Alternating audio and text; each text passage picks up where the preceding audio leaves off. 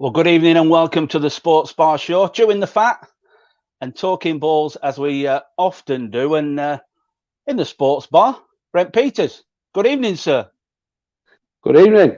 How's it going? Not too bad. Yourself? Brilliant. Absolutely top of the pile. Top of the pile? What's that supposed to mean? Well, I'm feeling great, seeing as it's, what time is it? 8 o'clock?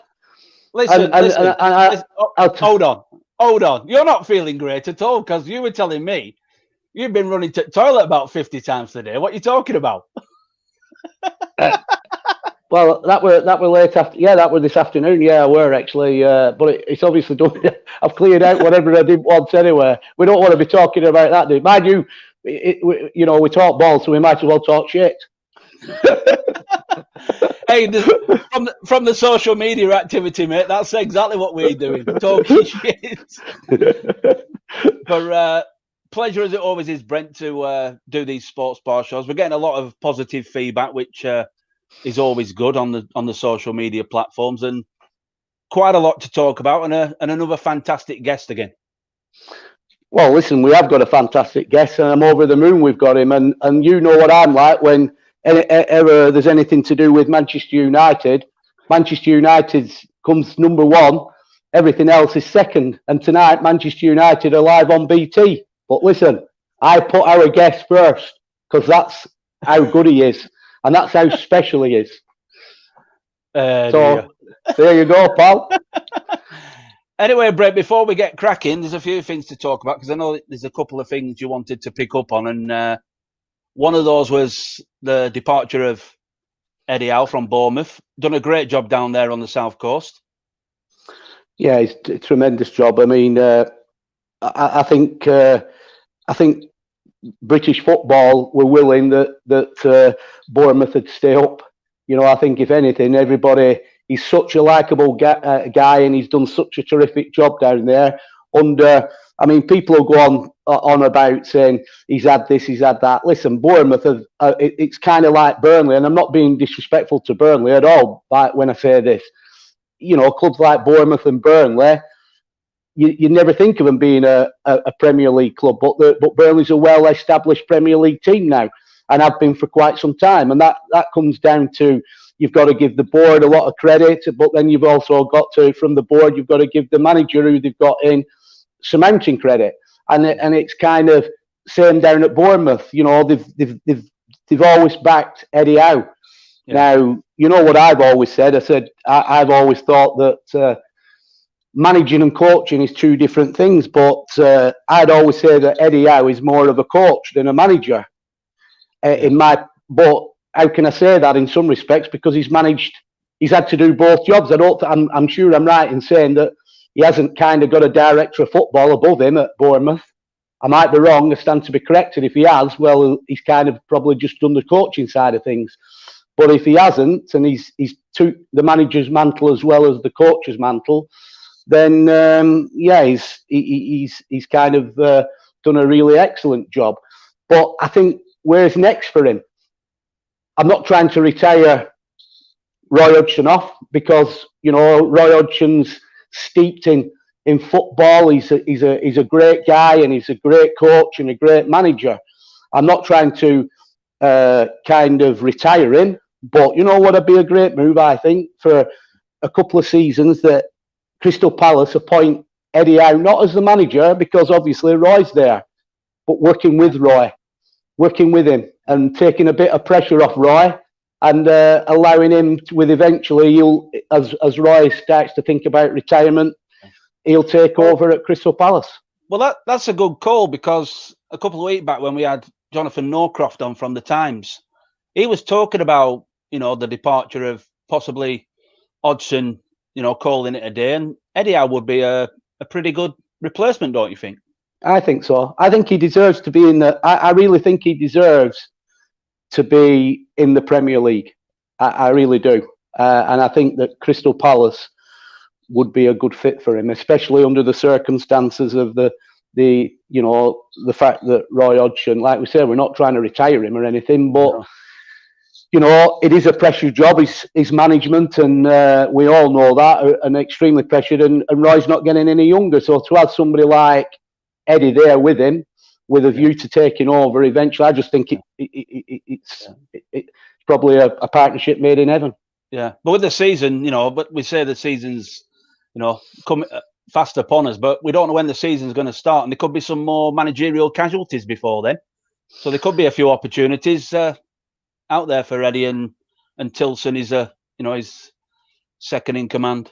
Well, there could be. We'll have to see. Watch this space, but obviously, they've parted on by mutual consent. They've both agreed, and the parting of the ways. And sometimes, it's probably the correct decision in a lot of ways. But it's sad because he's even under a lot of pressure, he's handled himself impeccably with the press and media and out there. He's always come to the forefront, and he's never made excuses. He said it as it is. And, you can only give him. Football can be really cruel at times, as we know. It can be the greatest game, when you're on a high and at the other end of the spectrum. But then when you're at the bottom end and things like this happens, it can be really, really cruel. Yeah. And but that brings me to my next one that I want to talk about, Scott Parker, because you know what? He's on the crest of a wave, isn't he, that guy? Well, yeah, but he wasn't. Oh, let's be honest. He's seen both sides now. I mean, don't forget that Scott Parker went in there as a kind of, he was a player, a former player, and Fulham were in a bit of disarray at the time, and they gave him the job as temporary, and he tried to save their Premiership status, but unfortunately he couldn't. As you know, it's difficult, and especially when you're taking over toward probably the last quarter of the season when somebody else has had them previously. But you know what? He went about his job. I listened to his interview after they'd gone down. I listened to his interviews when he actually got the position. And he comes across, he's a bit like from the Eddie Howe mould. He's a really, really kind of nice guy. And you know what? I were over the moon for him last night when they actually did it. He's got, the pressure must have been intolerable these last, few months, to try and get Fulham back. And there's not many managers can boast that, when they've had a relegation and they've bounced back the year after. Not many can say it, but he's in there now with the elite, that he's got his team after a relegation. He's got them back up there. Yeah, but if you remember him as a player, though, Brent, a very intelligent footballer, Scott Parker. Maybe should have played for England a lot more than he did. Well, I agree. But again, I come to this manager and coaching is totally different. And I kind of wonder put Scott Parker in the mould of a manager that is going to put a bit of fire in somebody's belly, to get out. But there's ways and means of doing things, and obviously he's gone about it his way. And listening to his post-match interview last night, it was brilliant to listen to how he's got in the players' heads and everything else, and they've really warmed to what he's wanted to achieve, and obviously they've gone out there and done it for him, and I'm really pleased. Yeah, definitely, and it should be interesting next season. But of course, he was part of that Charlton and West Ham, weren't he? He played for both them clubs. So yeah, but he's starting on the path. He's been given a chance. Like I said, he was given a chance at Fulham under difficult circumstances. After they got relegated, how many clubs would have stuck with, who'd have stuck with him at that point, because he was only in as a temporary manager. But they did. They bought into him, and basically the squad, the players, everybody else has, and Scott have repaid the faith into the Fulham directors, owners, and they've gone back into the Premier League where they want to be. Yeah. Well, our guest is waiting patiently. We're going to bring him in a few minutes' time. But COVID-19 and the football league. Well, listen. Let's break this down, because I'm getting a bit tired with it all now. So let's break that's why I'm laughing, Brent. But it's well. Well, let's break it all down, right? And this is where it gets crazy. People are going mad on social media blaming the FA. Let's put one thing straight here. The FA aren't making these decisions. It's the government. The FA have got to speak to the government, and, you know, obviously the government have got to say whether they believe that what they're trying to implement is right under the current circumstances. So the simple fact is, let's break it down. The simple fact is, it's not the FA. So when everybody's going on social media saying, it's the lunatics running the asylum, right? Let's not put the blame on the FA. It's the government. That's the first thing. The second thing is, what I'm going to say here, has the government do half the things that the government, on this COVID, does it make sense? No, it doesn't. On one hand, they're trying to prevent it, and they put situations in place to try and prevent it, right? But on the other hand, you know, they contradict themselves with what they're letting people do. So it contradicts. It doesn't make sense. And that's where I think it gets people's blood boiling. Like, for instance, again, if we break it down again, does it make sense? And I'm only asking the question, because to me it doesn't make sense, but I'm asking the question that we've seen it last week where Blackburn, Darwin, all Greater Manchester, even Rosendale Valley, where I am, even going out to Bradford, Rochdale, all those areas have had to have special measures put in place. All those areas. So obviously there is, you know, the figures are saying that we're creeping up where we shouldn't be. We're in a dangerous area. So if we're in a dangerous area, what sense is there in a pre-season friendly, right, where you've got players that's 22 strangers.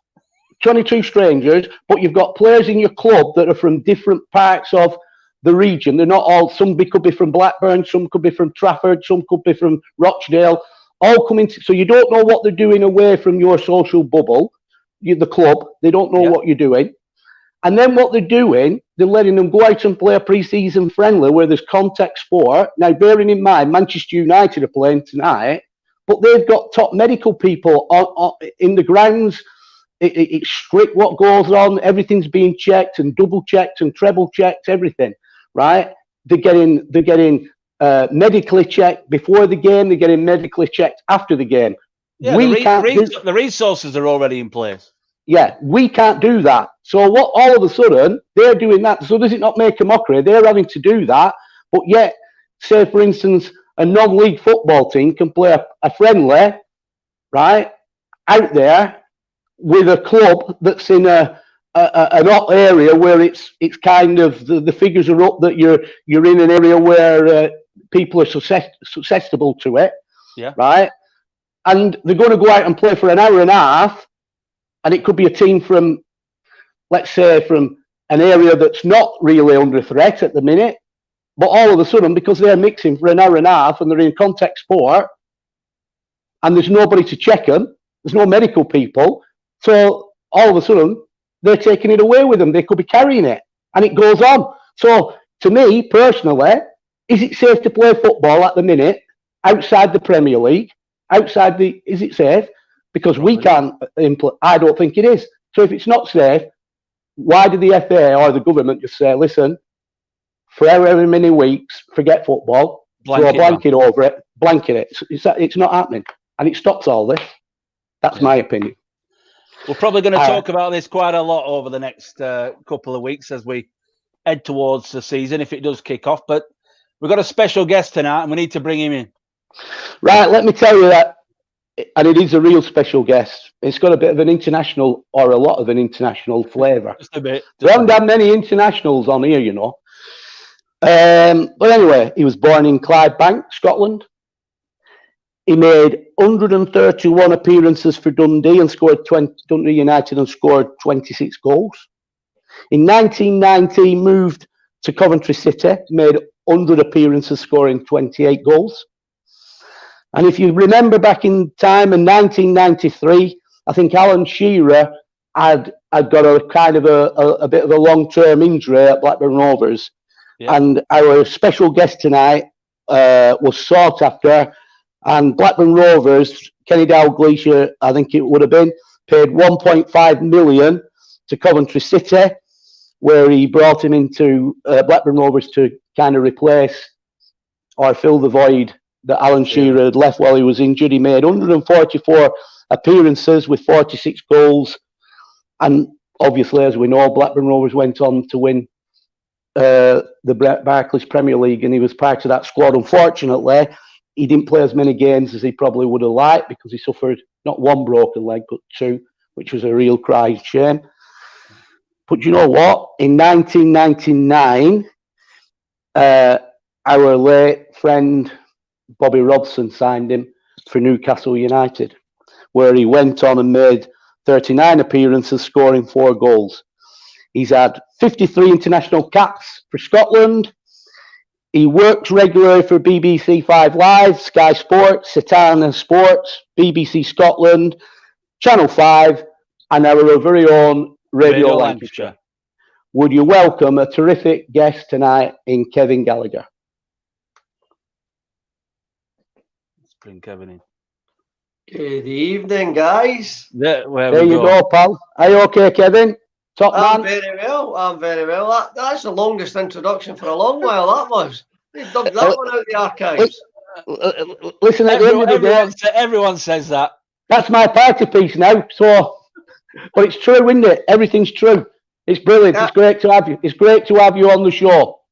Really is. No, it's a pleasure. It's a pleasure. It's good because you're right in saying about the COVID thing. It changed a lot of mentality in football, and I think everybody thought deeper on it. And I think now, yes, there is games back, but it just shows the divide between the top level of football down to where you are at Bacup. It's never ending. It's hard, and you fight at grassroots to try and get the big clubs to put a bit of cash down. You know what I mean? £1 million here and there to a big club is nothing nowadays, and just donate it to the grassroots clubs. And to be fair, it would be brilliant because there's a lot of clubs would get on somewhere. And I mean, you're hearing places now that some of the top clubs are making people redundant again. So it's just crazy the situation that the world is in at the minute. Do you get out to watch any? Do you manage to watch any non-league football, Kev? Not really, no. Generally, what I'm doing at the minute, not at this moment, but generally the weekends they're filled up with me following Blackburn Rovers and covering with Radio Lancashire. And then in the Sunday, I'm generally doing stuff for BT Sport Europe and covering kind of the Bundesliga and things. So I've been you can't get out at the weekend and do things. And during the week, I've got my soccer school and I've got my one-to-ones and every night. So I'm very, very busy with that. And got 1 or 2 kids that are just getting ready to sign with football clubs. But obviously, this pandemic happened and they're being delayed for that side of it. But yeah, no, I think sometimes you just got to get on with things, but do it the way that the government are trying to decide. But as Brent said earlier, it's frustrating as hell. Certainly is. But it is a pleasure to have you with us this evening. We usually kind of go through your career and just talk about different things. And I want to start off, Dundee United, was it a shot or was it a cross against Barcelona? I'll tell you what, I wish I had £1 for every time someone asked me this, because I'd be a mountain. I watched it this afternoon and I thought, I'm not too sure about this. To be fair, it's really weird. I mean, at the time, I think I was 20 years of age. I think I was actually the youngest man on the park, I think, if I'm not mistaken. I think Martin Tyler was a commentator. But when we worked on set pieces, as you do in the professional gaming, and we worked on set pieces and throw-ins, corner kicks, and it was a throw-in. And basically, tried to take it quick because our aim was to try and get in behind Barcelona very, very quickly because they were very, very talented team. And we took the quick throw-in, and Paul Sturrock's touch was absolutely shit. Honestly, it was so bad. The ball came flying back at me, and it was one of those. It was total instinct. It came back at me, and I thought, I'm just hitting it. And as I hit it, it was like you could see it. It was like hitting a golf ball when you're watching it just fly away into the right direction. And I'm thinking, that's going over Zubi's head here. I'm going to score a goal. And next thing I knew, I scored. And I mean, the unsurprising thing is after the game, like the media was on you because it's a big quarter-final in a European competition. There was millions of media there, and the microphones were stuck in my face. And basically, they came out and said, "Did you mean it or not?" And I think I kind of said, "Yes, I meant it."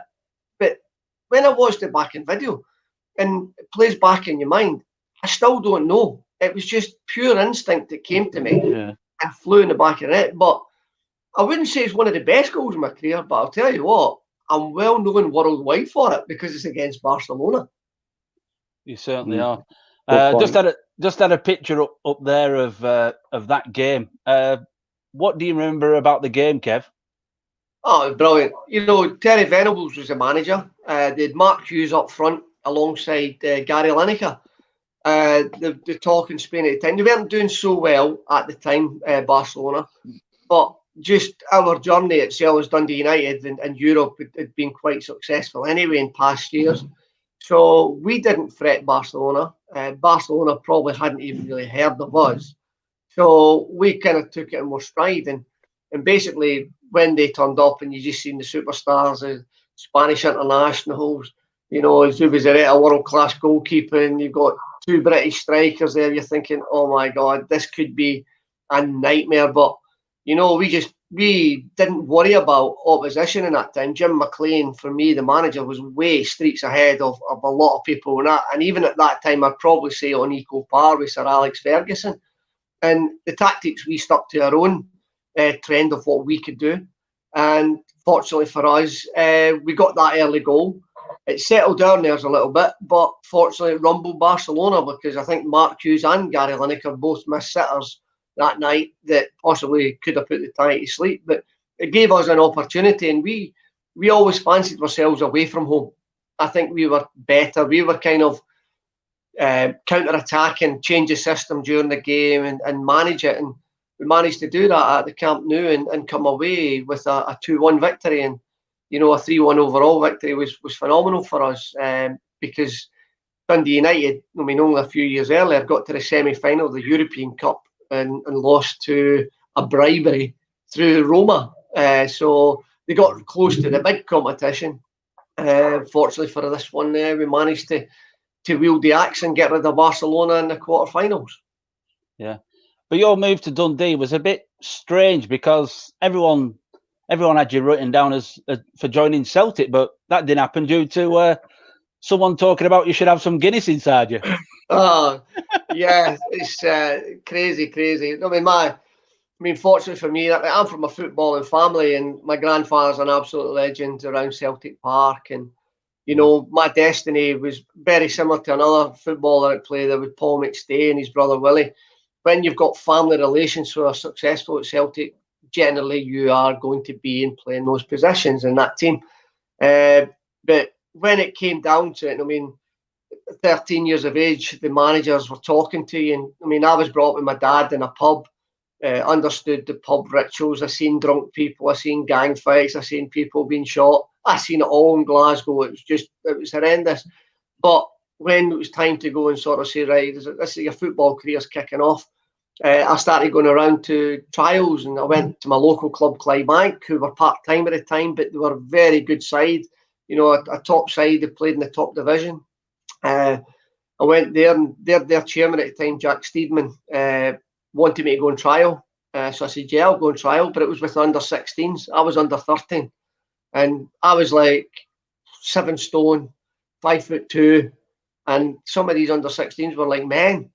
And I thought, this is weird, but I went to the game anyway. I turned up, I was on the bench, and I thought, why am I actually here? Because I'm not really going to get a game, because these were all big men I was going to be playing against. But they stuck me on for about 20 minutes, and I ran the show. Before I got home, the chairman had phoned my dad and basically wanted me to sign for Clydebank. But I thought that was a little bit too quick to sort of jump in. So I left it, and then we went to Glasgow Celtic. And I thought, this is it. This is my destiny. It's pointing in my direction. And we went to Celtic Park. I brought my Uncle Tommy down from Dundee. He's a former Dundee player, so he knew the game a little bit, knew the understanding of the football side of it. And basically, we went with my dad and we went to Celtic Park, and they had everybody out, everybody apart from the bands. They were out. The whole board was there. I was in the boardroom, and every single person was there. It was wow. For me, as a young Celtic fan, it was a wow factor, and I couldn't believe it. And everything was going so well.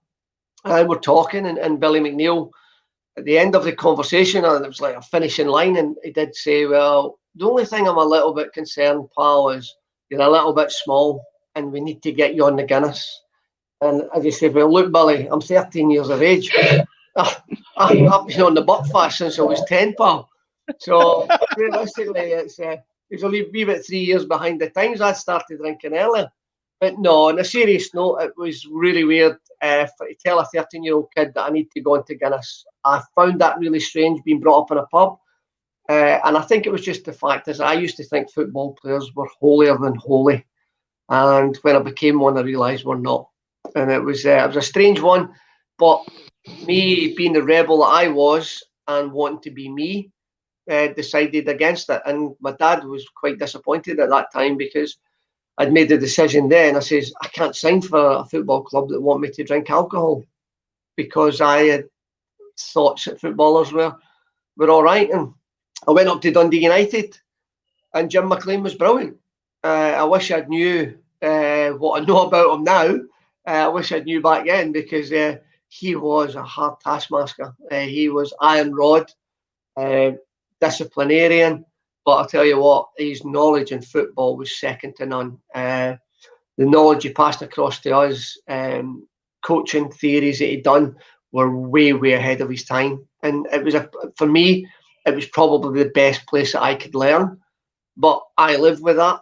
I've taken that decision, and I made headlines, and the headlines weren't the grandson of the legendary. It was Kevin Gallacher. And that's what I wanted to do, and that's what I set my task out to do. And that was the carrot. I wanted to be me. I wanted to be successful as me, and not as the grandson of Patsy Gallacher. Yeah, because there weren't many, Kev, that did come south of the border. If you look, if you think back over the last 20 or 30 years, probably not many have succeeded south of the border. Oh, I mean, in my eyes, you go back, and I followed Kenny Dalglish really, and when Kenny went to Liverpool in '77, I was 11 years old, and you're watching, and you're getting people like Alan Hansen that are there, and you see all these Scottish players, Billy Bremners, Graham Souness, you see all these guys, top Scottish internationals, and they're all playing in England. And I always thought one day I'd like to try it. I'd like to try and go abroad and play football. And I managed to do it. A little bit probably before my time, but I think the timing was right. I just think probably at the time Coventry were brilliant for me. No disrespect to them, but I needed to get out of Dundee United, and Coventry gave me that opportunity. And it was fantastic. I knew people there. David Speedy there beside me in the picture. Kevin Drinkle had just moved from Rangers. Cyril Regis, an absolute England legend. So I had guys at that club, Trevor Peake, Brian Coquelin, Steve Ogrizovic, Brian Burrows, guys for the '87 Cup final in the FA Cup. I had all these guys, and they welcomed me with massive open arms. And I did struggle when I went to England. I really did. I struggled with the accent, and I know you're going to laugh at it, but the Scottish accent, my Scottish accent, has completely changed. I get stuck when I go back home because I don't have the broad Glasgow accent that I once had. And I just thought, well, I need people to have a conversation with. And because I was broad, and you go down to the Midlands, you had the right mix of people from the Midlands, from South, from North, and they really found it struggled with my voice and the way that I spoke. So basically, I started having to read more books and actually sort of learn the English language a little bit more, and stop being the slang Rabsy Nisbet for Glasgow. Yeah. Well, I was listening to an interview this afternoon, Kevin. You did have that Rabsy Nisbet voice when you looked a bit like this, mate. I get some buffalo. I wish I could have that hair now. Not so sure about the jumper though. That's something I got that. That was an interview, I think, with one of our other guests, John Elm, quite a few. That was when you were up at still at Dundee, I believe. Aye. Oh, God, I can't. I mean, it's going back then. I mean, my last photograph that looked very, very similar to that was in my wedding photograph, where the night before my wedding, my brothers decided to take me out. It wasn't a stag party because we already had that, but they wanted to take me out the night before.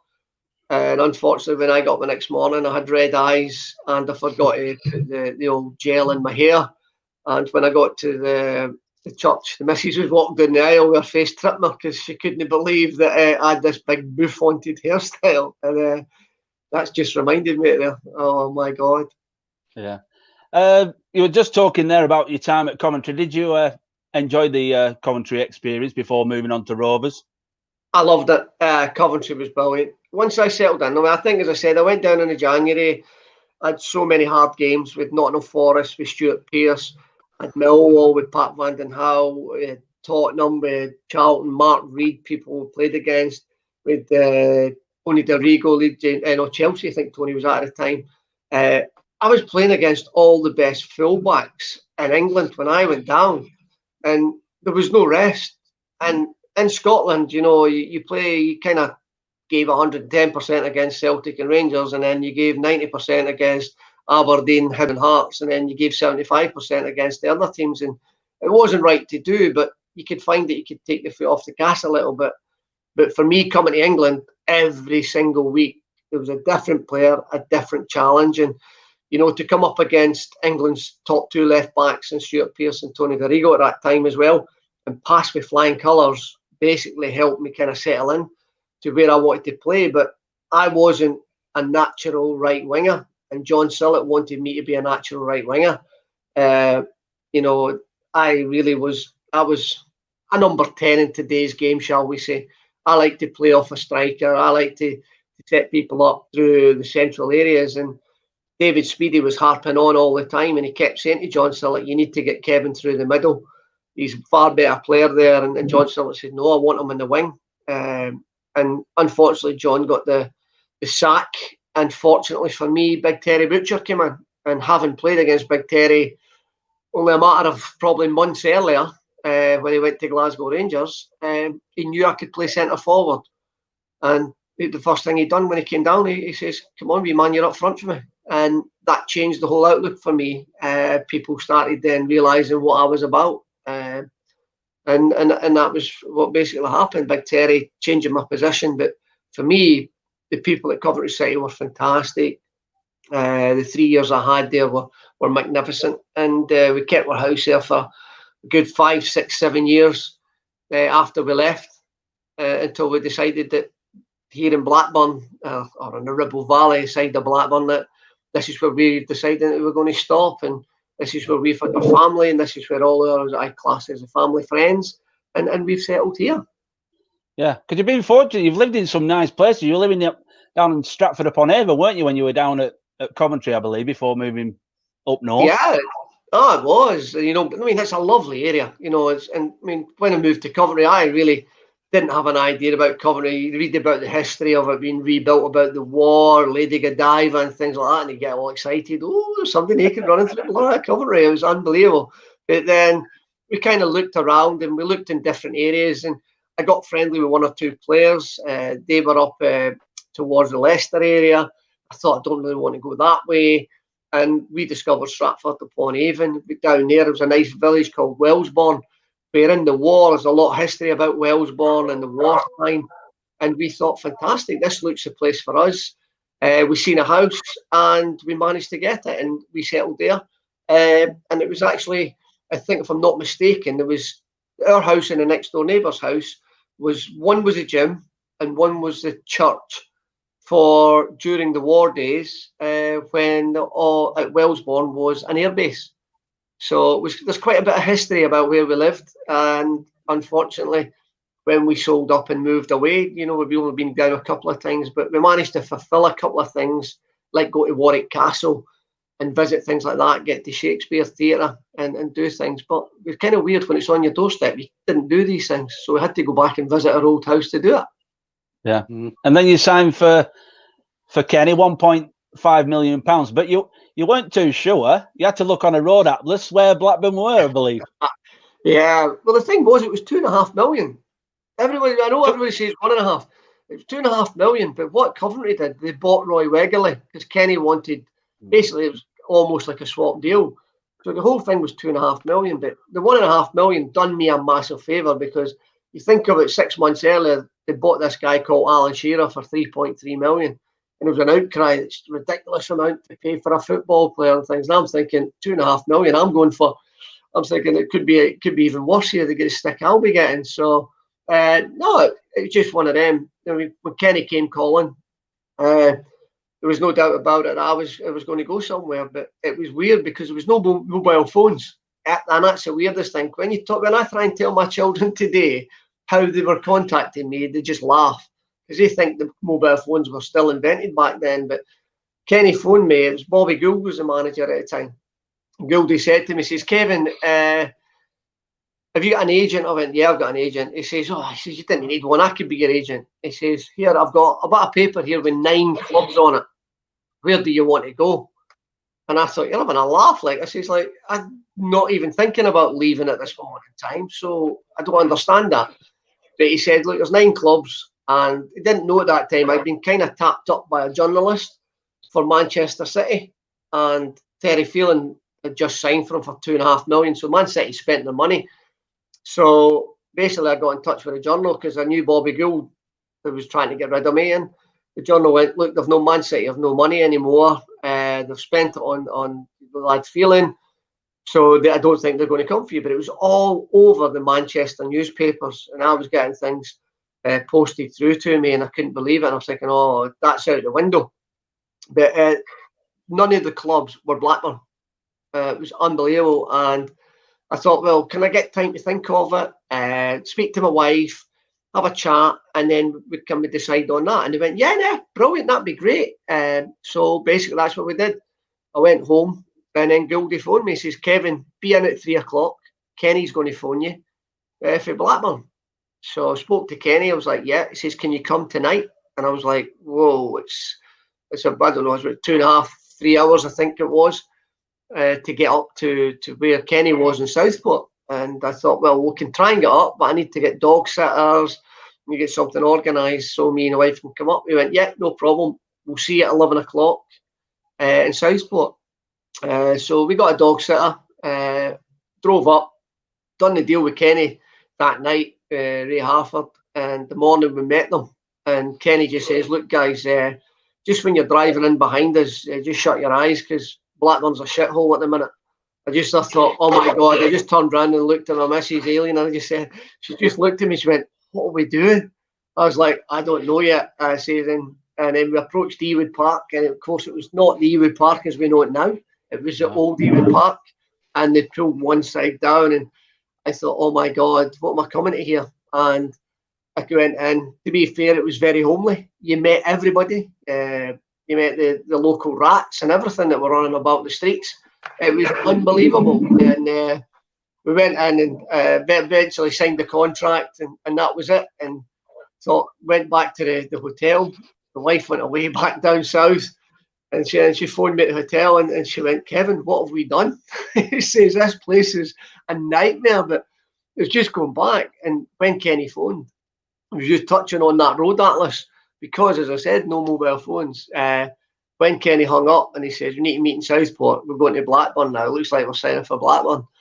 And we just went, where the hell is Blackburn? It must be near Liverpool somewhere. And when we looked, it was like a big surprise. But the hardest thing was actually when we drove into Blackburn the next, 2 days later. And I couldn't find Ewood Park. I'd gone totally the wrong way. And I had to stop at a garage and ask them where the football ground was, and he just said, turn right and go about 200 yards, it's behind these buildings. And because it's a mill town, all the buildings and roads looked the same back then. But we got there, and it got there eventually. And to be fair, it's what a club to be part of, because I managed to see it at its worst and see it at its best and grow up with the people that actually have been working there now for about 40 years. And I think that's a special thing that I hold, and I probably speak for a load of the guys in the 90s squads.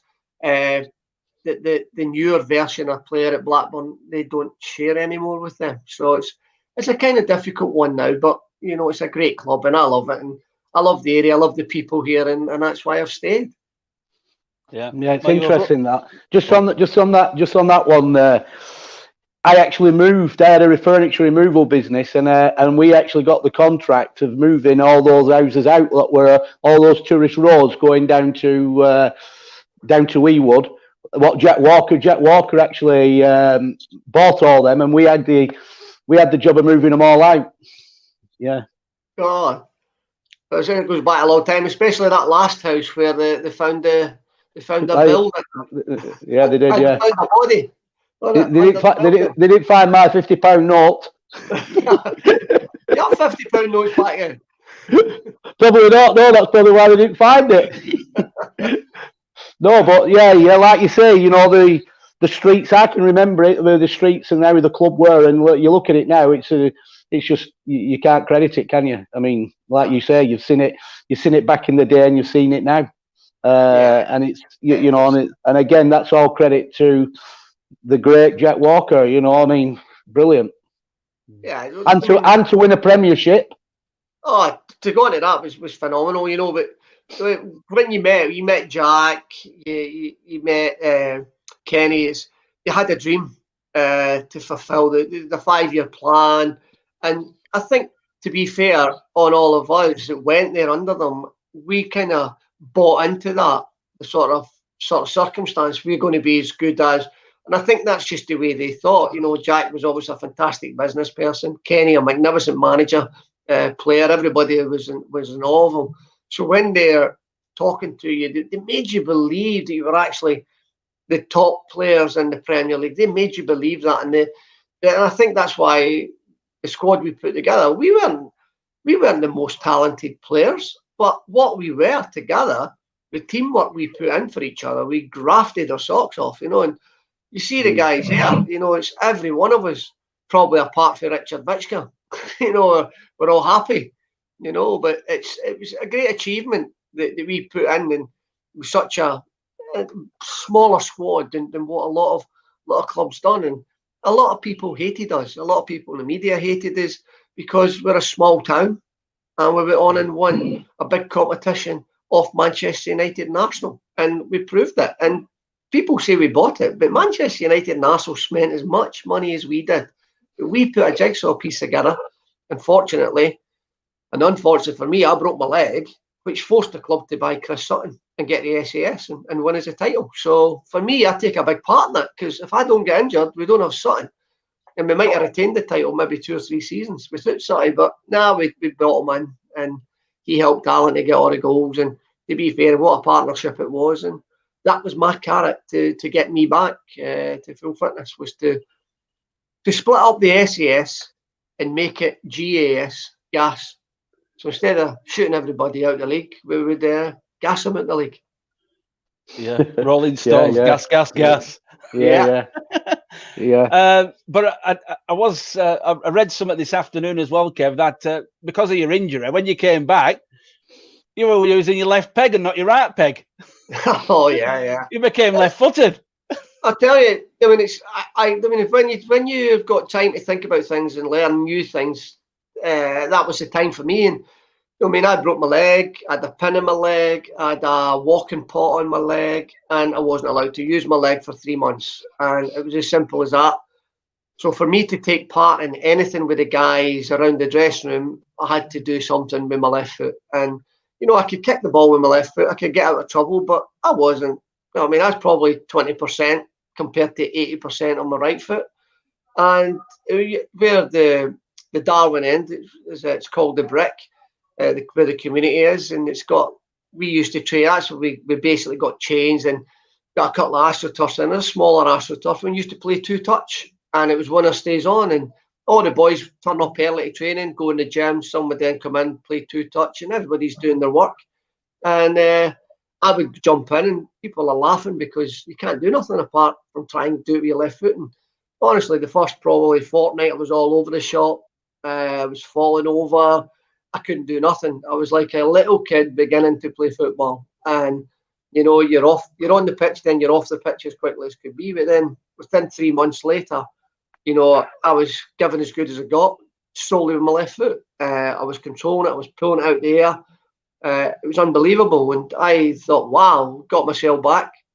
And I was back into going out on the grass and starting to play. And I just remember, and we were doing the training session about crossing and finishing, and I was on the right-hand side to cross it, and I automatically turned back on my left and crossed it. And they were like, what are you doing? I went, I don't know. I said, my body just told me to turn back and cross it. And I kind of became left-footed for a little while. And I thought, this is really weird, because everything I wanted to do, and I don't know if it was psychological with my right leg, because that's the one I broke, but it was kind of weird.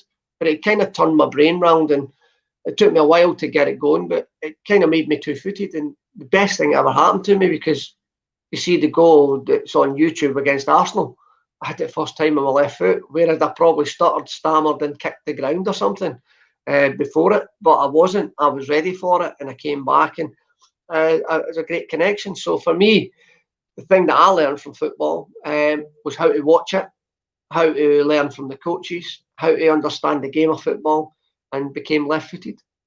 Yeah. And after them 2 breaks, John Hodgkinson said your career should have been over long before then. Oh, thanks. I'm going to tear up in a minute. Yeah. But John was brilliant. I mean, John he fixed my leg, but it wasn't just a case of fixing your leg, it's fixing your brain as well. They don't really know your characters, the surgeons, and especially the football surgeons that are connected with the football club. And John really got inside my head, and I don't know how, because it's empty. So for me, he done really well. But going and seeing him every week, and I remember one of the first meetings we had with him, and he says, yeah, 3 months.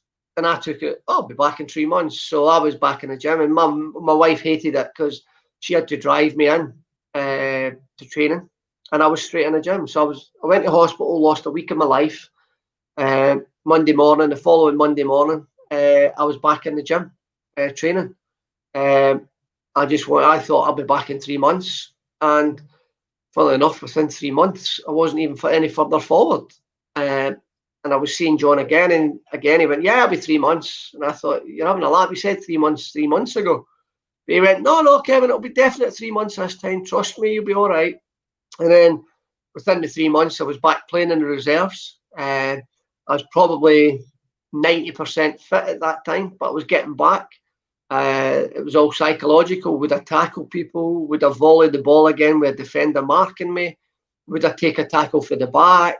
So all these things, they were obviously monitoring, but they watched me very closely.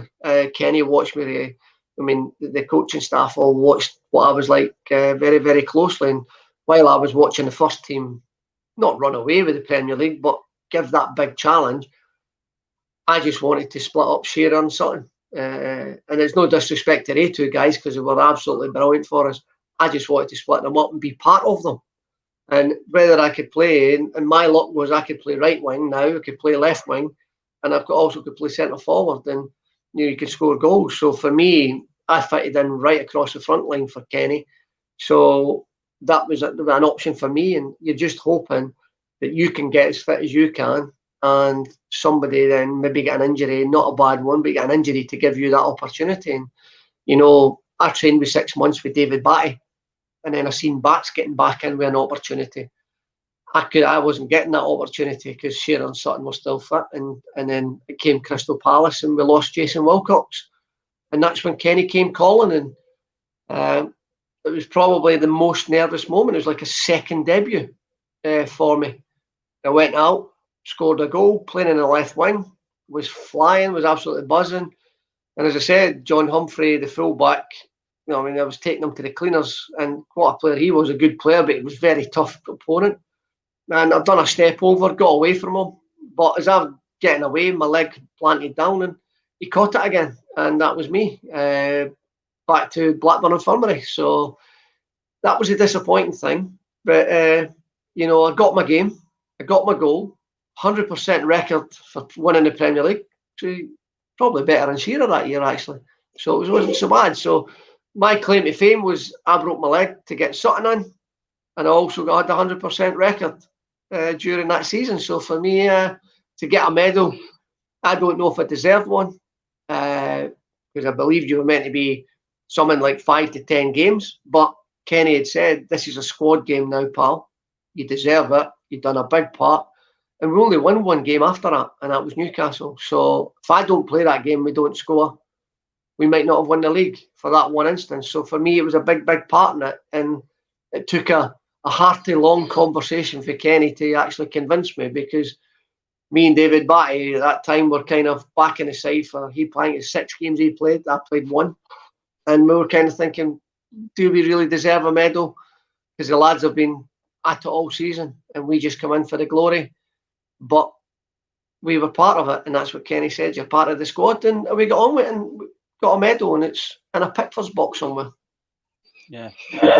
But rightly so that Kevin. And how did I mean? Obviously, I'm close to somebody that's suffered quite a few injuries, and thankfully he's back to peak fitness now. But it's been a long, hard road.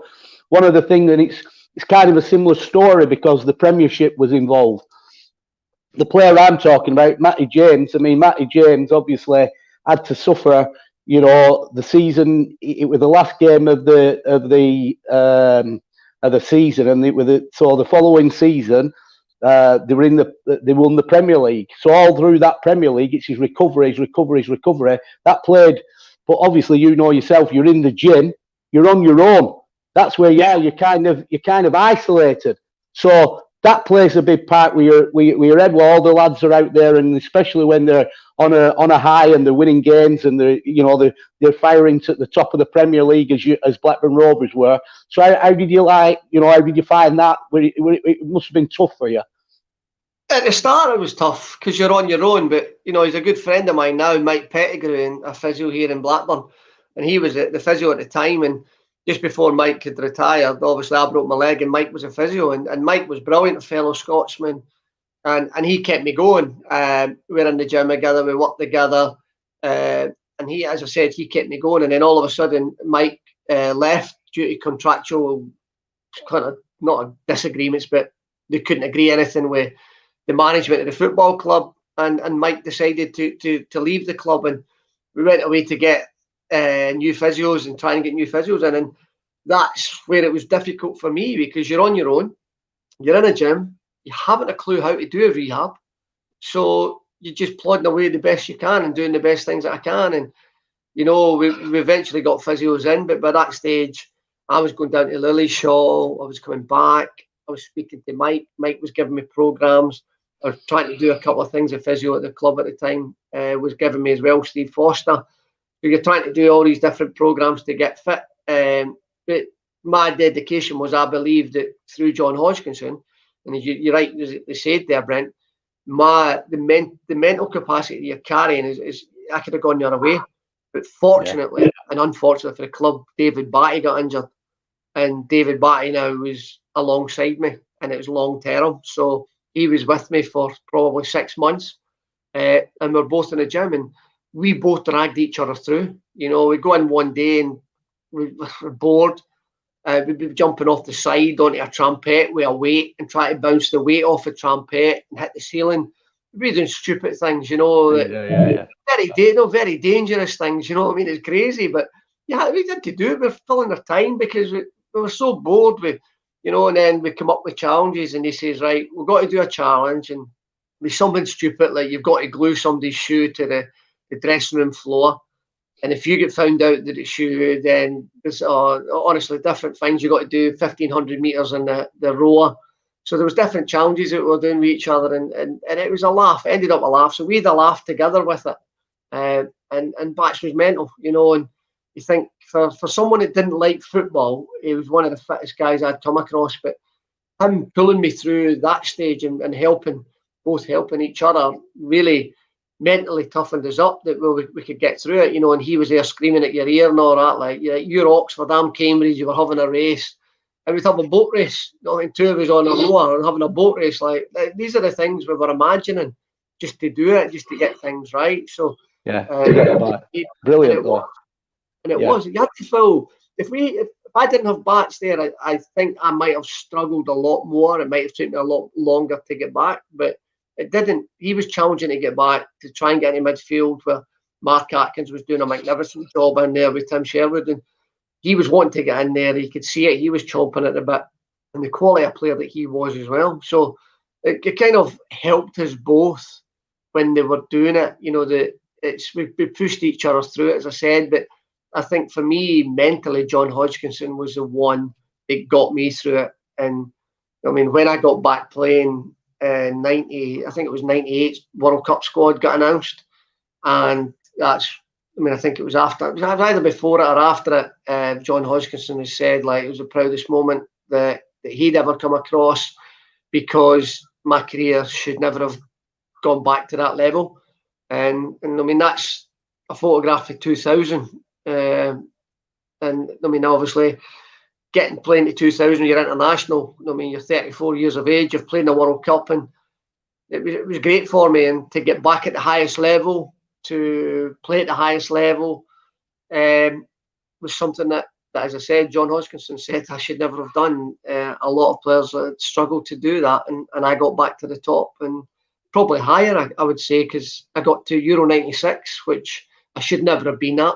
I was probably still, I wasn't international fit, shall I say. I wasn't fit enough for international football, but I was there. The good thing was it was in where we were stopping. It was back Stratford upon Avon, so we were local to where I was, and all my neighbours were coming, all England fans, all coming round to watch Scotland training. So it was good for me that they were coming round to see that, and it kind of puffed my chest up a little bit because it was absolutely brilliant. So for me, it was great.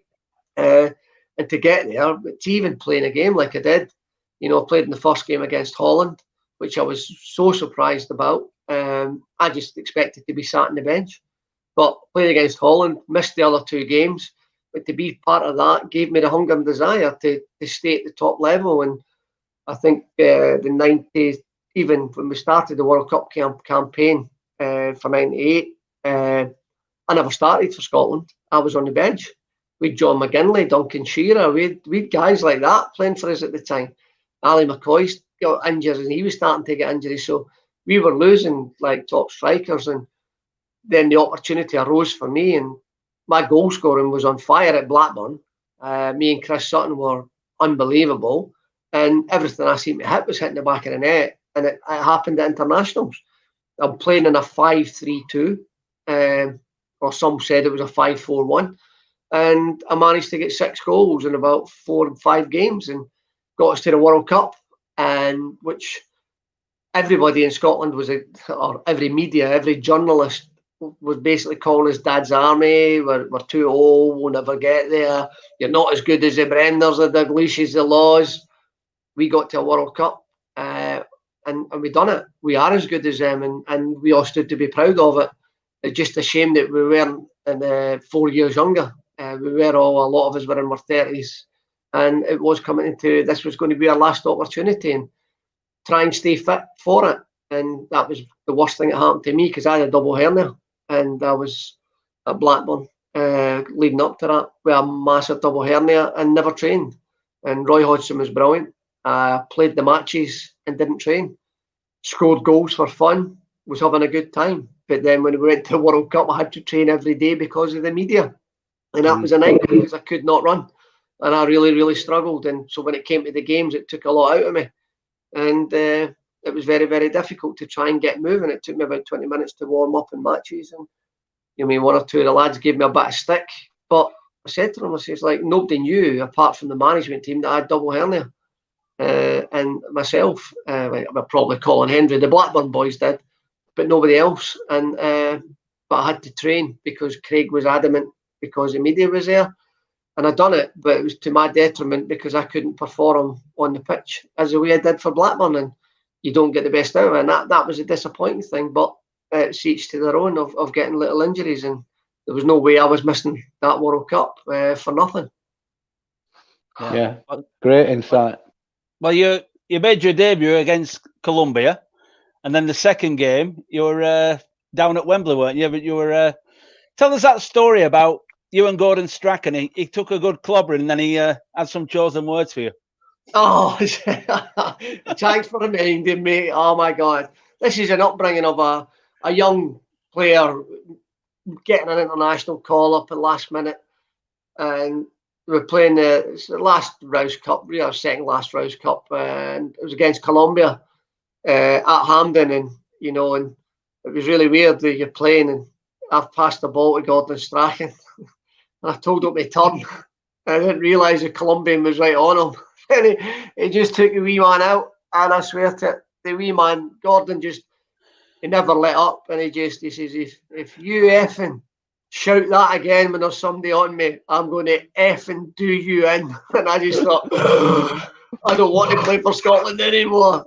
This is a nightmare. But no, the wee man was good after that. You're learning with these guys, and you're a backup. As a backup to Gordon Strachan was phenomenal when you're watching players like that. You're watching Ali McCoys, the Morris Johnsons. You watch these guys, and you can only learn from people when you watch them. And I think that's what I did. I tried to watch from them. My disappointing fact was that I couldn't take my goal scoring exploits from club. I couldn't take it into my country because I generally was playing in a wider area all the time. And of course, when you're playing in a wide area of your country, you probably get one chance a game. And if you get that one chance, you have to take it. And I probably was a 3 chances guy. If I got 3 chances, I might get 1 or 2 goals. And it proved that way in the 97-98 season. Yeah, well, you scored your first goal against Estonia, and a nice, I must admit, it was a nice pink strip with that. It was salmon pink. Just get Salmon that right pink. now. It was salmon pink. It was a great shirt for the beach. It was brilliant. But it didn't matter what strip you were wearing. I just wanted to score a goal for my country. And I think I actually nearly missed it as well. It was a cutback. I think it was Scotty Booth cut it back. I won't forget it. And it was basically a side foot tapper, the best ones to get as well, and get you off and running. And I mean, I thoroughly enjoyed that. I celebrated like I was winning the World Cup, and you can see the boys just looking at me. What are you doing? It's only Estonia. And I was like, oh God. But they played a big tough part in my career, Estonians, because I broke my arm against them later on in my career as well. So, I like scoring against them, but we always seem to draw them in Euros, and then we ended up struggling against them. And then, unfortunately, me being injury prone, broke my arm against them. So crazy.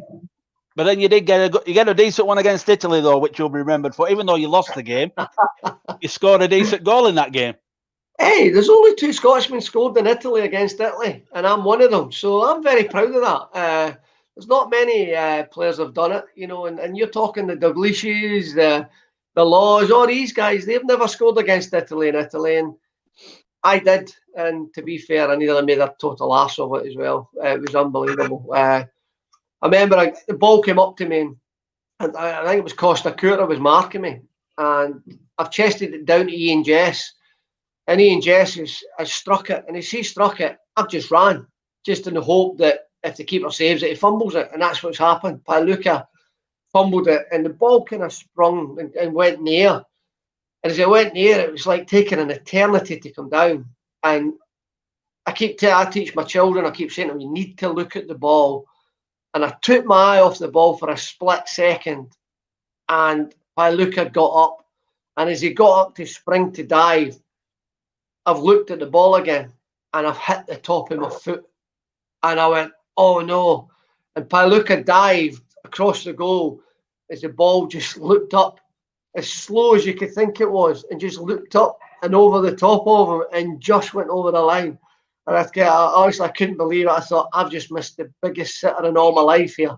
But it was just lucky for me. It went in and it flipped over the line. But, it was against the top Italian side, the top world-class goalkeeper. And to be fair, as I said, there's only 2 of us for Scotland scored in Italy, and I was one. Do you kind of look back and think that maybe you wish you would have scored more goals for Scotland when you look back on your career, Kev? Yeah, definite. 9 goals I got. But when I look back in my career, I think realistically, my early career as a young Scottish international, I was a backup player, so I didn't really start a lot of games. So you're not really. I wasn't a type of. I was an impact player for speed, getting in behind teams when they were pushing forward and you went on the counter attack. So realistically, for me, I was used more as a wider player. I think the 97-98 season, when I got the 6 goals for Scotland. You know, for me, if I'd have played that area as a striker throughout my career for Scotland, I think I'd have got more goals. But as I said, I was more of a right winger and a substitute for most of the caps when I look back on it, because it's great, you got 53 caps, but I look back and I had 7 Pickford's boxes with shirts and jerseys from all over the world, from different clubs, and Scotland games I'd I'd gone along to with number 16, 15, 18 on the back. And you think, wow, so many. I think if I go on journeys, I think I must have gone on about 80, 90 journey trips with the national squads that I was in. But there was 30 that I never obviously got on. And obviously 2 years on the sidelines and missing 2 years of international football. I only had 3 goals. So it was a long time, and getting that run to be number 9, as you want to call it, for the national team. And I got that opportunity. But for me, it was a long, long, hard haul to get there, and eventually made it my own until it was time to hang the boots up. Yeah. And of course, you had a good partnership, as you've already said. You had a great partnership afterwards with Chris Sutton, and then the move to Newcastle. You were due to sign a contract, but you weren't too sure. You thought it was going to be for you thought it was for Blackburn, but it weren't. It was for Newcastle. I guess you're pulling up all the old ones, isn't it? Mr. Brian Kidd. Mr. Brian Kidd.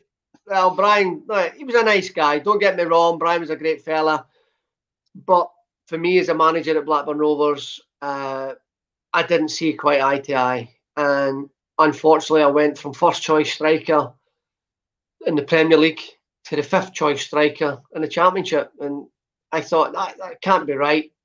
So me being me was chapping on his door every day, and Brent probably come across players like that, a pain in the arse, but I had to do it for my own career. You know, I was asking him why. He kept saying I'm not fit enough.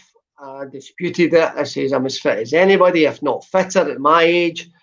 And I just wasn't getting an opportunity. But we had a young lad called Matt Jansen.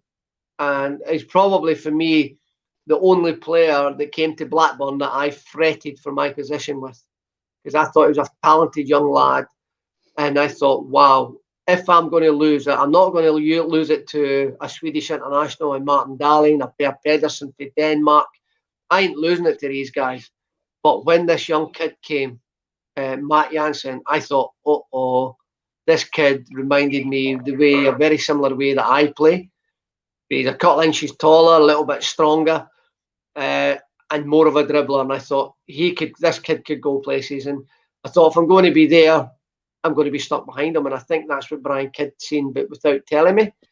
And basically, I think it was Walsall we played, and I started the game it was the first game I started that season, and I'd done everything apart from score a goal. I was brilliant, but just couldn't score that goal that would sort of cap that game off. And I was absolutely knackered, and I was in the shower after the game, and Brian came in and he says, I spoke to the gaffer, which was Jack Walker at the time, and we've mentioned about a new contract for you. I says, that's brilliant. I'd love to. It would definitely interest me, depending on what it would be. And I think 3 days later, I was in Newcastle. So he told me lies from when he came in, and he told me lies about the contract. But what he did, he gave me a favour and sold me back to the Premier League. So for me, that side of it worked out well for me, because at 34 years old, to go back and play in the Premier League and have someone of Sir Bobby Robson's stature show the faith in you, because I was his first signing, basically was a wow factor for me, you know. And the thing about that was I'd already signed before I even got to Newcastle. And that was the weirdest thing. I'd signed for them and I hadn't even put pen to paper. So it was kind of strange, but it was how quickly news travels fast, and that had happened. But it was, for me, it went well. But again, I played more in a wide position for him. I went in more as a rake out all the players that don't really want to play for Newcastle and show them what hard work is all about, and that's what it got me in to do. That's what I'd done. I wouldn't say the 2 years I spent there were the best 2 years in my career, But what I did was I helped Sir Bobby and his management team help the players, and especially with a lot of European, South American players, to understand what hard work and graft was about. And they ended up getting rid of a lot of players that didn't want to do that. And we found them out just by the fact as I was in there training with them, and they didn't want to do it. So that was the ones they got rid of. Yeah. After your time at Newcastle, you then came back to the Northwest because you went to Preston North End and then several other clubs before you decided to call it a day, Kev. Yeah, I went gypsy footballing. No, I started. Well, we were under Bobby Robson. We had a guy called Mick Wadsworth who was there, who worked in the FA, and basically got me interested into the coaching licenses and things. And I started doing the coaching licenses up in Newcastle, and passing the licenses. I was doing them, so I was really interested in the coaching side and starting to take that up as well. And I came back. I want to come back to the Northwest because that's where we live. My wife was here. My two daughters were here. And I thought another year in Newcastle would have loved it. I'd have given it my best shot. But Sir Bobby, I think, had plans of getting a player who was very similar to me and getting him in, and a guy called Craig Bellamy. And I thought, wow, because Craig seemed to have followed me, the clubs that I've been at, he seemed to follow on and come to them. So a similar type of player. And for me, it was brilliant. I came back to the Northwest and I went on trial at Bolton, and I'd never ever been on trial in my life. And I went on trial at Bolton, and I kind of walked in the dressing room, and there was about 6 or 7 international football players on trial. And I kind of thought, this is weird. A trial with 12 international football players. You should be snapping these guys' hands off to get us to play for Bolton. But Big Sam was having none of it. And eventually it was myself and Billy McKinlay, a fellow Scotsman, were the last 2 on trial. But inevitably, I'd been a month where I hadn't been paid. I hadn't been getting any petrol money. I hadn't been getting any expenses or nothing. I'd been doing it out of my own pocket. And it was time for me now to speak to Sam and say, look, is there a contract here or not? And David Moyes had been in touch. He says, why don't you come to Preston? I was like, well, I don't really want to go in the Championship just quite yet. I still believe I've got another year or 2 in the Premier League. And Bolton would have been ideal for me. Sam never took that gamble. And I decided to go and speak to Moisey. And Moisey offered me a really good deal at the time. And I took it. I went in there, but unfortunately, I went in there believing that I was going to be playing. And Moisey never played me. I was more sat on the bench, being the sort of father figure to David Healy, Jonathan Mackin, and Richard Creswell. And that was a disappointing thing. And then, unfortunately, it was approaching Christmas time and I lost my mother. And as soon as that happened, I lost my way. I got an injury and I lost interest. I got my head round it. Got the grieving side of it done with Mum and got back in the playing side. And by that stage, Moisey had decided that he was going to Everton. And I wished him good luck. But then the opportunity to maybe get a caretaker job or the coaching side at Preston, I thought was going to be a major part. I thought it was going to be good. But Moisey's assistant manager, Kelly Mahanlon, decided to phone me and say that the chairman wasn't going to renew my month-to-month contract. So I hung up on him and left, just walked out on Preston. And I phoned up Chef Wednesday, Terry Orith. And Terry says, yeah, come over for a month. And I went over for a month there, and Terry and Wally Donachie were brilliant. But again, didn't really get a game. It was more trying to come off the bench, be an impact player.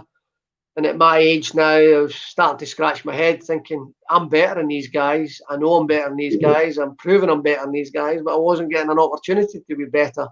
So I was just there trying to help them. And at the end of the season, basically, Terry went, sorry, Kevin, there's no contract. We don't even know if we've got a contract. We don't even know if we'll be here. So we're really sorry about it at the moment. And I went, fair enough, and left Sheffield Wednesday without a club and thought, what am I going to do? So I was getting the coaching stuff up to scratch. Got in touch with Ciccio Grabi, who was a player at Blackburn at the time. Spoke to him in Italian, had a chat with him, got his agent to get in touch over in Italy for anybody that's having training over there. And I was lucky I got invited in by Palermo under 21s stroke reserve who were on in Italy, and I went training over there, which was fantastic because it was adding to what I was doing regarding my coaching. And so learning from what they done, I learned absolutely nothing in the coaching side because we done everything the exact same as what Roy Hodgson did. So it basically proved to me that Roy brought an Italian theory over to Blackburn, and I kind of knew, and I thought, wow, I can see what Roy was doing now, whereas when I done it with Roy, I couldn't really see it. So it kind of opened my eyes up to it in a wider way of football coaching. And then trained with Palermo and learn why when Europeans or South Americans come to Britain, they struggle. And it's a language barrier. And I learned that from, and I never thought about it, when I came to England and people couldn't understand what I said and I was speaking the same language, how difficult it is if these guys come over to Britain and don't speak English and we don't give them time to settle. So for me, looking at going into the coaching or the managing side of the game, that's the way that I interpreted it all. Took it away with me back to England and got in touch with Mick Wadworth, who'd become the manager at Huddersfield. And I went to Huddersfield to play games at pre-season and played in the reserves, scored 2 or 3 goals. And they basically said, Kevin, look, it's embarrassing, but the chairman would love you to come and play for us. But he's actually embarrassed because of the money he would offer you. And I says, look, I just want to play football. And I've asked you to play me in your reserve team. I'm not really worried about it at the moment. I'm not worried about the money. I says, but I just want to play. And he went, well, he's offering you £500 a week to play. And I just laughed. And I thought, look, I'll take it. I'll come and play. I says, but here's the deal. If I play and another club comes in and it's contractual, then I leave and you don't get anything. You can't take any fee, nothing. You just release and we just sever ties and I go. And he went, yeah, brilliant. And I'd done it. But I must admit, it was a downfall of me falling out the love of football. Yeah. And then after that, you went into coaching and working with other TV networks as well, Kev.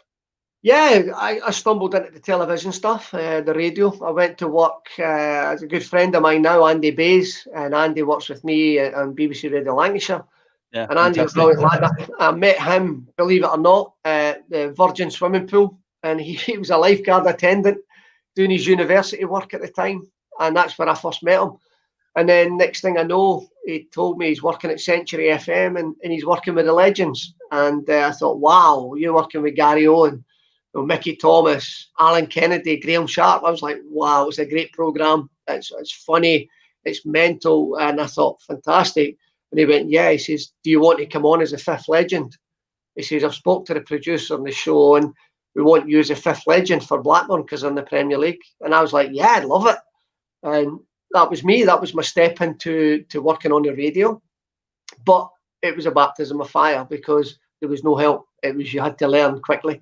There was no silver spoon and someone taking your hand and getting you there. You had to drive. You had to learn how to set up an ISDN machine.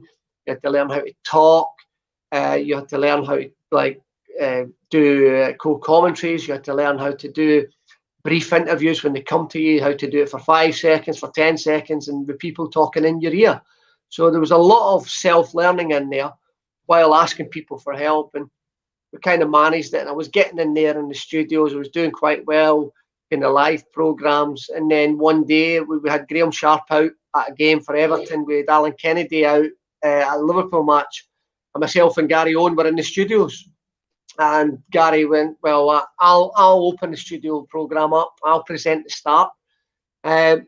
You can just sit back and join in with the chat we have and have a bit of banter with everybody. So I thought, brilliant, great. So we goes into the first part of the show and it's gone really, really well. And right, we'll have a break and it's coming to the break. I think it's a 4-minute break.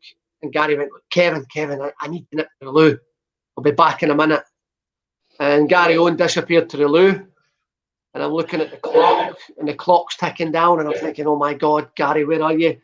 And I'm looking round at the window behind and nothing's happening. There's nobody there. I'm talking down the mic. I'm going, is there anybody, producer? Are you there? Is anybody there? I says, somebody needs to go and see Gary. He's in the toilet. He might have locked himself in. I says, he's too on. The producer's going, Kevin, there's 2 minutes left. Don't worry about it. He'll be there. Kevin, there's 1 minute left. Don't worry. He'll be there. And I'm like, now, by this time, my arse is twitching like mad. And I thought, oh, my God, what am I going to do? And then he went, Kevin, there's 30 seconds left. You're going to have to present the programme. Gary has got the runs. And I thought, oh, no. Present the programme. Are you having a laugh? And he went, no, you're going to have to present it now. So you're going to have to open up. You've got 15 seconds. You've got 10 seconds. I hadn't a clue what I was going to say. And basically he just says, Kevin, live. And I just sat there on the microphone and went, welcome back. Gary Owen has had to nip out for a short while, but it's me, Kevin Gallacher, the fifth legend.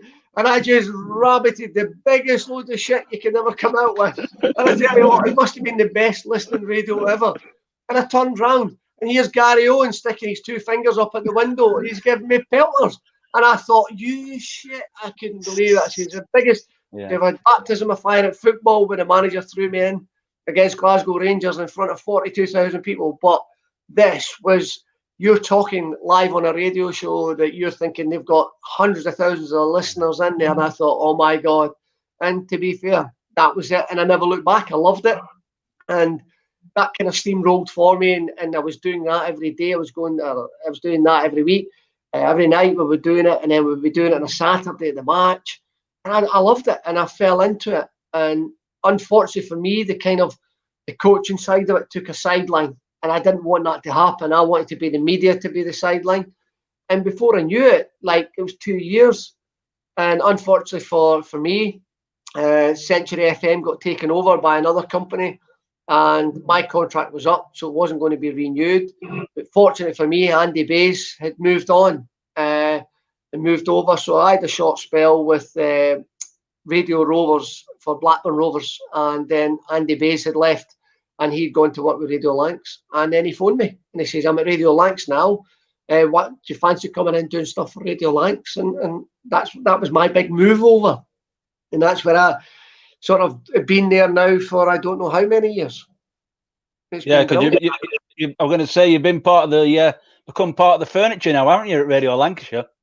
Yeah, it's amazing how many time passes. And, I just enjoy it. When you retire for football, I became a big Blackburn Rovers fan, and I've followed them thick and thin. I see how different managers have come in, they've gone within days, some of them, and I've seen it all. I've seen new owners come in, and I've been part of it all. And it would be nice now to actually be able to speak about Blackburn being back in the Premier League, but it's a tall order for them.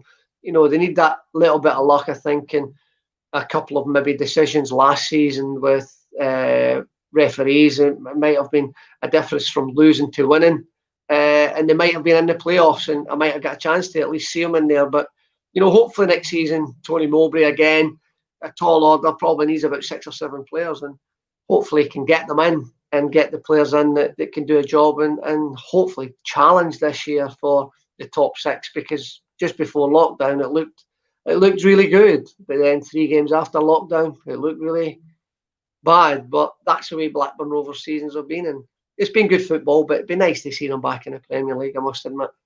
And I must admit, I'm being biased, but I'd like to see them alongside Preston and Burnley.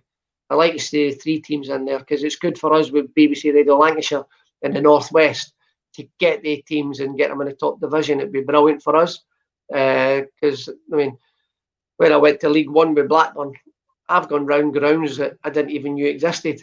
And that was the thing. And that was my ignorance of the lower levels of league football. But I soon found out about them and got to learn about them. And we went to these stadiums and commentated about them. And it was brilliant. And I thoroughly enjoyed it. It was a great part. And it was great to have actually played a football career at stadiums in the FA Cup. But to actually go and actually commentate in these grounds, it really opens your eyes up. And the atmosphere of smaller clubs, and it just I've really enjoyed my times with it. Yeah. Anything to add on that, Brent? No, I just think it's been just on the Blackburn Rovers one there. I mean, when they appointed Tony Mowbray, I mean, obviously Kevin, you know him a lot better than I do, but I think I think it's been a very, very, very good appointment for Blackburn Rovers, and I kind of think if Blackburn board stick with him, you know, which I'm sure they will, it could like be the same scenario as Sean Dyche at Burnley, you know, where he's big part of the fittings and he can get it just how he wants it. I think in the end, Tony Mowbray is the man to take Blackburn where you and probably all the Blackburn supporters want them to be, and me being from East Lancashire, back in the Premier League. And I think he's the man to do that. I think in a minute, definitely, you know, and I know a lot of people were calling for his head and he made different decisions and people weren't happy with it, but that's his decisions, and he's made some decisions that I disagreed with and thought, why has he done that? They've come out on top and think, well, who am I to argue with it, because he's the manager. And he makes those decisions, he knows it. There might be one or two he's probably regretted, but at the end of the day, for me, we've got to stick with him. He's got something going at Blackburn at the minute. He's got the crowd back at the football club. Well, not at the minute, obviously, but he's had the crowd back with the football club again. He's got them back in that side. And I always said that the crowd will come back when you do it on the grass. And that's what Tony got them doing. You know, League One, yes, it was a kind of easier league for Blackburn, but he got the players in at the right time. They'd done the right things and getting that winning feeling back to the football club. And they get promoted, they come back to the Championship, and you think, wow, we're back here. But then the fans' expectations were so high. It was so hard to actually tell them, by the way, we're not a Premier League club anymore. We've been in League One. We are just a League One at the minute in the Championship. So we've got to stabilise ourselves in the Championship to really become a Championship side at the moment. And that's what Blackburn are. They're a mid-table Championship side at the moment. And if we can punch above our weight, we possibly could get to the playoffs. And that's where we're at. And hopefully Tony's out there and the scouts are out there and we discover another Bradley Dack, because that guy, until he got his injury, you know, he's a phenomenal player, and his combination with Danny Graham, who's no longer at the club, was brilliant.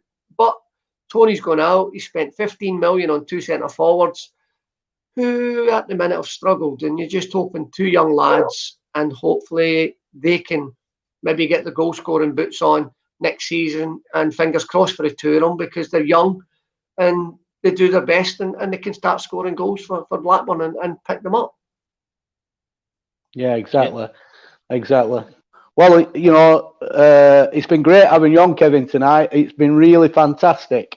And I'm saying it because we've had varying guests on the show, and they've all been very, very good, and all different insights into their careers and everything. But in terms of yourself, in terms of everything that you've done from start to finish and then gone into your media, it's been great. It's been a great insight, and I'm really pleased that you've given us your time, which is valuable tonight, and I really appreciate that. Thanks very much. No, you're welcome. You know, it's glad to share all these, you know what I mean, stories and things like that. I mean, there's millions of things down there that you can talk about. It's just sometimes getting trigger points and pointing in a direction. But, you know, when you're covering your life story, when you don't realise how much you've actually done until you do these things. And, you know, I'd done one before and we're only meant to be on an hour and a half, and I don't think we covered past Dundee United. So it's one of those things. And I know I can talk, but when you've covered so much in a career before and after, there is a lot to talk about. And it's a pleasure to talk about it, and it's good out there for the listeners to tune in and listen, and it's thanks to them for listening to it as well. Yeah, cheers, Kev. Been brilliant, Kevin. Speak soon. Keep up the good work. Cheers, guys. Speak to you later. Top man.